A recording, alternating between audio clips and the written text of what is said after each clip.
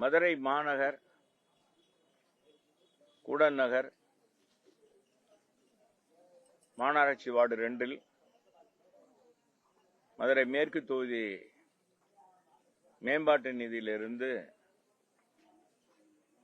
மக்களுடைய தேவையை கருத்தில் கொண்டு நம்ம அலங்காநல்லூர் அந்த மெயின் சாலையிலிருந்து கடந்து செல்வதற்கு கஷ்டமாக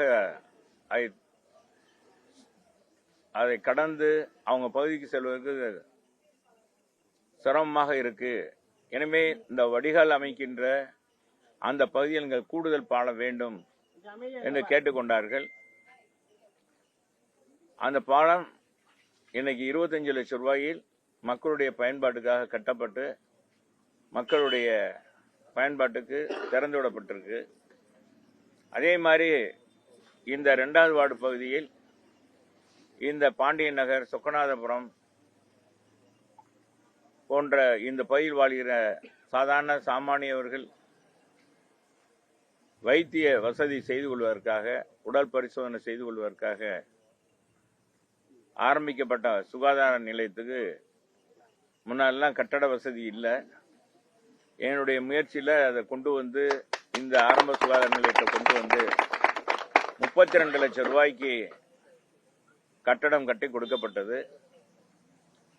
இதுல மக்கள் அதிகமாக கோயில் பாப்பாவுடி, இந்த பகுதியில் கூடல் நகர், சொக்கநாதபுரம், பாண்டிய நகரில் வசிக்கிற மக்கள், பெரும்பாலான மக்கள் இங்கே வருவதனால் கூடுதல் வசதி வேணும், எங்களுக்கு கூடுதல் கட்டடம் வேணும் என்று கேட்டார்கள். இன்றைக்கு 15 லட்சம் ரூபாயில் தொகுதி மேம்பாட்டு நிதியிலிருந்து கட்டி கொடுக்கப்பட்டிருக்கிறது. அது இந்த 2வது வார்டு பகுதியை பொறுத்தளவுக்கு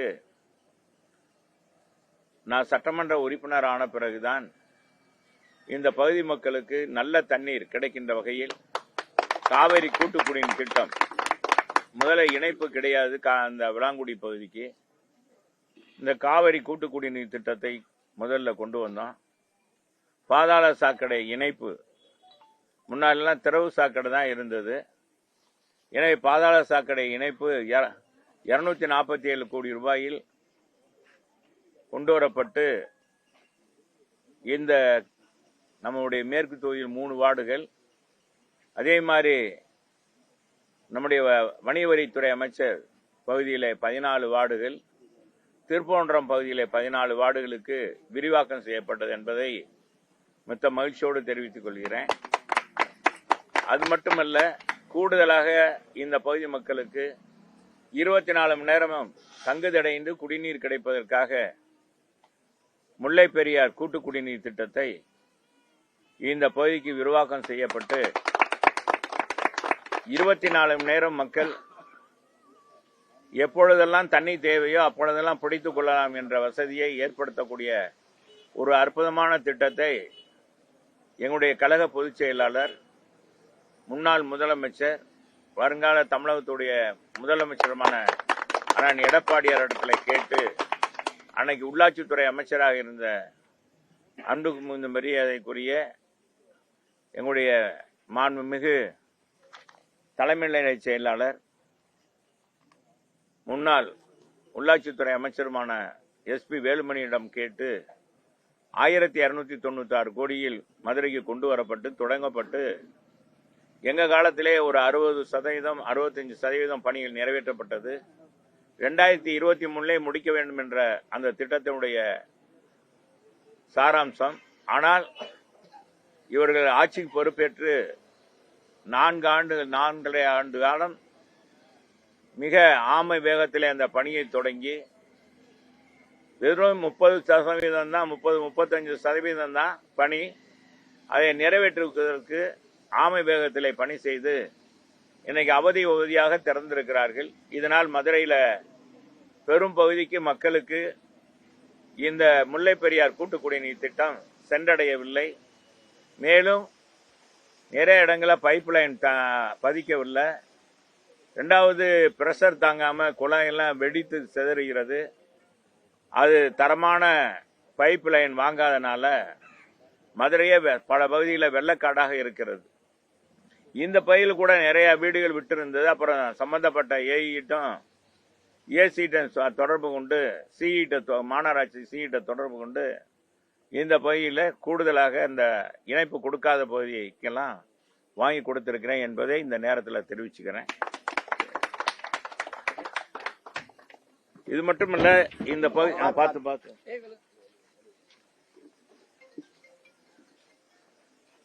இந்த பகுதி மக்களுக்கு தன்னிறைவு கிடைக்கின்ற வகையில் இங்கே ரேஷன் கடை, பல்வேறு பணிகள் விளாங்குடி பகுதியில் ஏற்பாடு செய்து, கூடல் நகர் விளாங்குடி பகுதியில் பல்வேறு பணிகளை, அதே மாதிரி இங்கே கூடுதலாக பாலம், பாண்டிய நகரை இணைக்கின்ற வகையில் பாலம் கட்டி கொடுத்துருக்கோம் 30 லட்சம் ரூபாயில். இப்படி பல்வேறு திட்டங்களை, அதே மாதிரி அங்கன்வாடி மையங்கள், இங்கே மாநகராட்சி கூடுதல் கட்டடம், பள்ளிக்கு கூடுதல் கட்டடம், பல்வேறு பணிகளை எடுத்து செயல்பட்டிருக்கோம். பல கோடி ரூபாயில் பூங்காக்கள் அமைத்து கொடுத்திருக்கோம் என்பதை பெருமையோடு தெரிவிச்சுக்கிறேன். சொல்லுங்க தம்பி.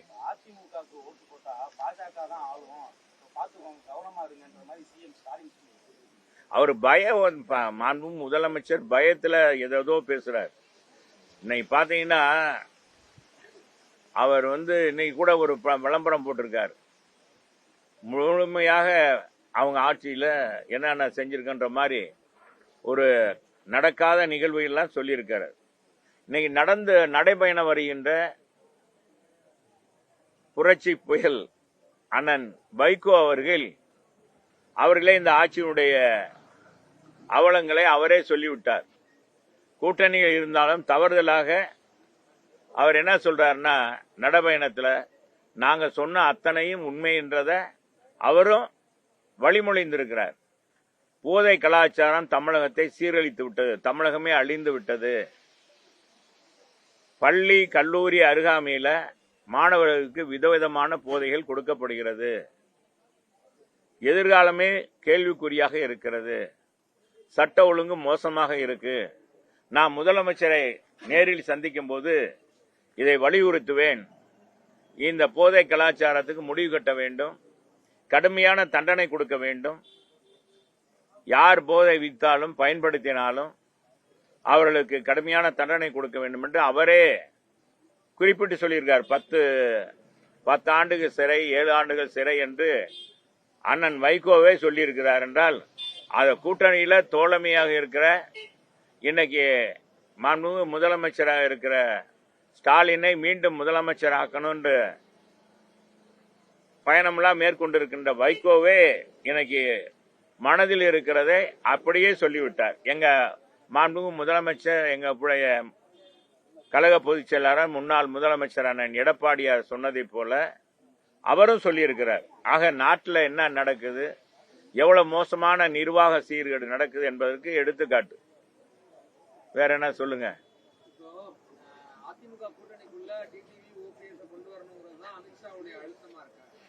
அதெல்லாம் பொதுச் செயலாளருக்கு தாங்க தெரியும். நீங்க நமக்கு எப்படி தெரியும்?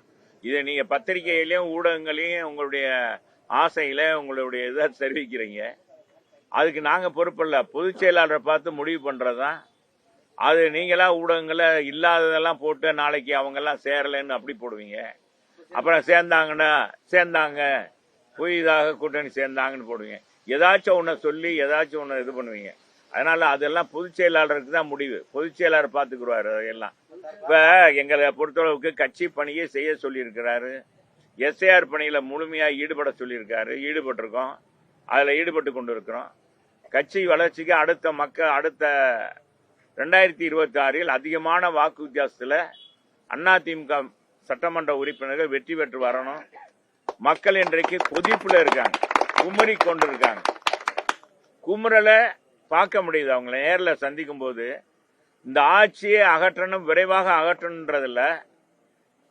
எங்களை காட்டிலும் இன்னைக்கு எதிர்கட்சியா இருக்கிற எல்லா காட்டிலும் இன்னைக்கு மக்களே அந்த முடிவுல இருக்காங்க. இதையும் கூடுதலாக என்ன சொல்லணும்னா, அதுல இருக்க காங்கிரஸ் தமிழ்நாட்டுடைய பொறுப்பாளர் பிரவீன் சக்கரவர்த்தி அவரே சொல்றாரு, எங்களுக்கு ஆட்சி அதிகாரத்தில் பங்கு கேட்பதில் என்ன நியாயம், என்ன தவறு?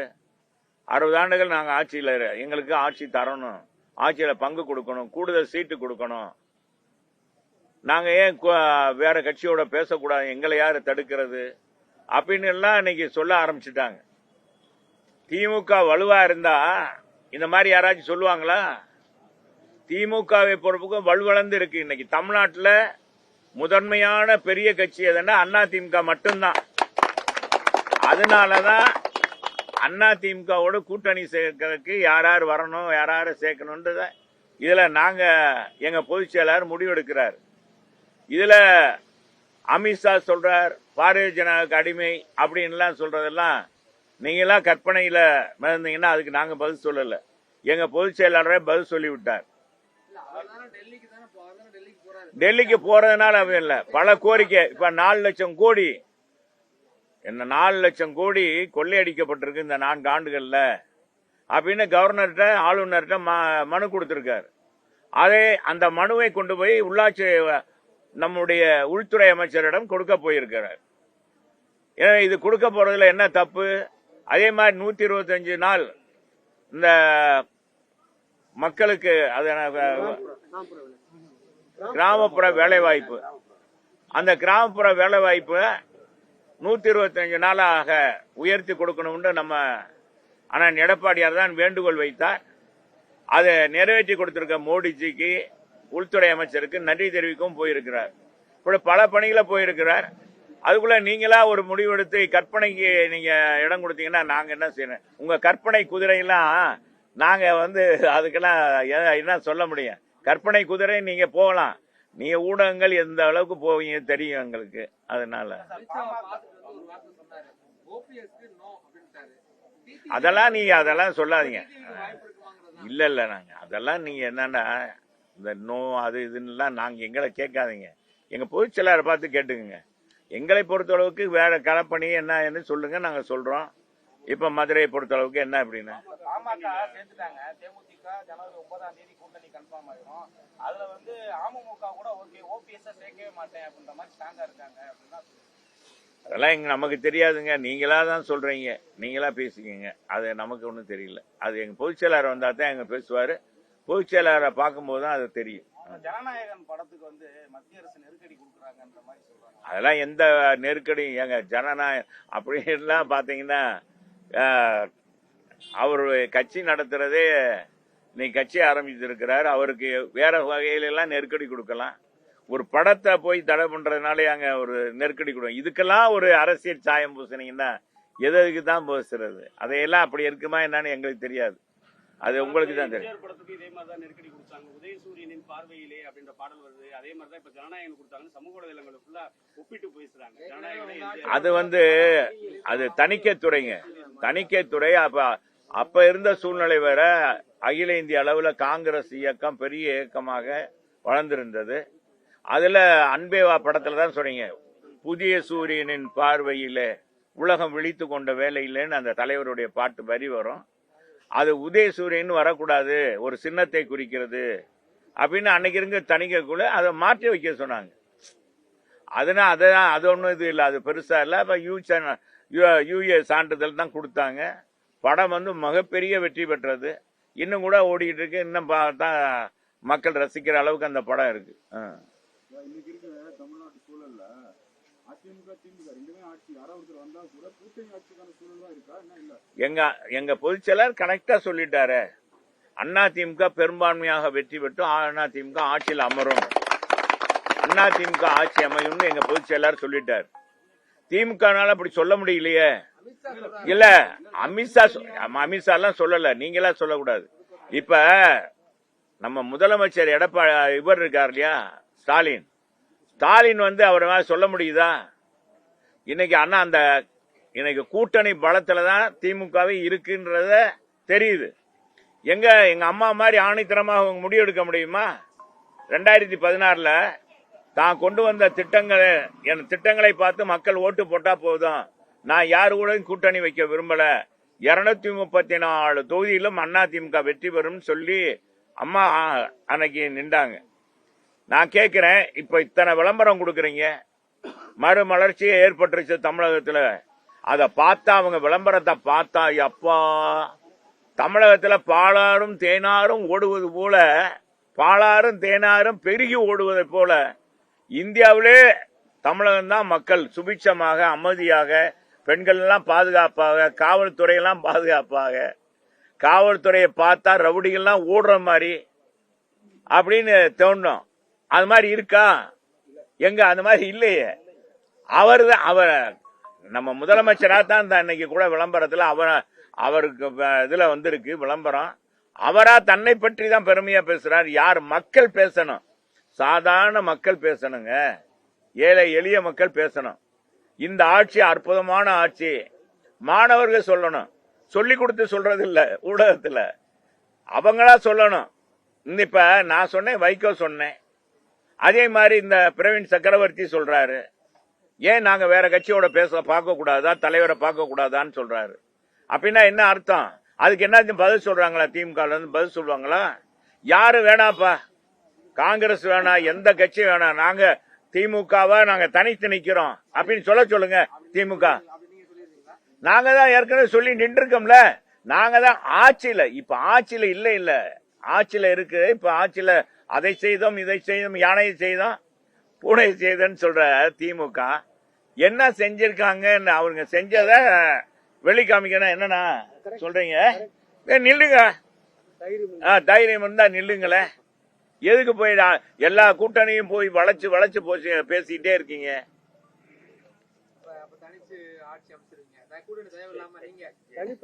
எங்க தனி பெரும்பான்மையில எங்க பொதுச் செயலாளர் சொல்ற, தனி பெரும்பான்மையில ஜெயிச்சு வெற்றி எங்க நிக்கிற இடத்துல நீங்க வெற்றி பெற போறோம். நீங்க ஏன் தம்பி, நீங்க தான் நீங்களே பாக்குறீங்க, மக்களை நாள்தோறும் சந்திக்கிறீங்க. மக்களுடைய குமுறல், அவங்களுடைய இது எதிர்ப்பு, இந்த ஆட்சிக்கு எதிர்ப்பு எவ்வளவு தூரம் இருக்குன்றது தெரியும். என்னதான் கொடுத்தாலும் சரி, 3000 ரூபாய் கொடுத்தாலும் சரிங்க, தேர்தல் எவ்வளவு ரூபா கொடுத்தாலும் சரி, அடிச்சு வச்சிருக்க கொள்ளைய 4 லட்சம் கோடி அடிச்சு வச்சிருக்காங்க இல்லையா, அதவே இறக்குனாலும் நிச்சயமாக மக்கள் மனமாற தயாரில்ல. ஏன்னா ஒரு தடவை ஏமாந்துட்டான் தமிழ்நாட்டு மக்கள். விடியல் தருவோம் சொல்லி எங்கேயாச்சும் இந்த விடியல் தருவோம்னு ஸ்டாலின் தான் வர்றாரு, விடியல் தருவோம் போறாரு அப்படின்னு பாட்டு எங்கேயாச்சும் ஒரு நிகழ்ச்சியில வருதா? திமுக நடத்துற நிகழ்ச்சியிலேயாச்சும் அந்த பாட்டு போடுறாங்களா? சொல்லுங்க. சவால், உங்களுக்கு சவால் விடுறேங்க. ஒரு 1000 ரூபாய் வச்சுக்கிறோமா? யாரு சொன்னா நீங்க வாங்க இந்த இடத்துல போட்டாங்க அப்படின்னு சொல்லுங்க. 1000 ரூபாய் சவால். யாராச்சும் இப்ப திமுக உண்மையிலே சாதனை புரிஞ்சு, தப்பு நடக்கல, சட்ட ஒழுங்கு இங்க பிரமாதமா இருக்குன்னு சொன்னா சொல்ல வேண்டியதானே? யாருமே ஒண்ணுமே இல்ல அவங்களுக்கு. லேதுப்பா ஆட்சியில ஒண்ணும் இல்ல, ஒண்ணுமே இல்ல. தென்னிந்தியா மொழி தானே.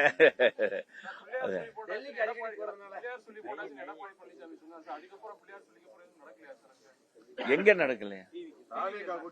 இதெல்லாம் எங்க கூட்டணியை பத்தி பொதுச் செயலாளர்கிட்ட கேளுங்க. கூட்டணியை பத்தி எல்லாம் எங்களுக்கு தெரியாது தலைவா. என்ன பேசுறாங்க என்ன தெரியாது. இந்த வட்டம் தான் எந்த கட்சியா இருந்தாலும் ஆட்சியில் பங்கு, அதிகாரத்தில் பங்குன்றது அது தேமுதிகவா இருக்கட்டும், இல்லது ஒரு புதிய தமிழ் கூட நேற்று அதை கோரிக்கை தான் முன்வைக்கிறாங்க. அந்த அளவுக்கு இந்த வட்டம் பலமில்லாம போயிடுச்சுங்களா? அதிமுக திமுக ரெண்டு கட்சியுமே. எங்களுக்கு திமுக தான் பலமிழந்து இருக்குன்னு நான் நினைக்கிறேன். திமுகவை தான் ரொம்ப இதா நினைக்கிறாங்க. அவங்க தான் அதுலதான் இப்ப நிறைய பெரிய பெரிய கட்சியெல்லாம் அதான் அது இது பண்றாங்க. எங்க இதுல நாங்க இன்னும் யாரையும் கூட்டணி அப்படி இப்படிலாம் பேசி அவங்க எங்க கூட்டணி வந்த பிறகு இதெல்லாம் கேட்கறாங்கன்னு யாருமே சொல்ல முடியாது. எங்கிட்ட வந்தவங்க யாருமே அதை பத்தி எல்லாம் பேசல.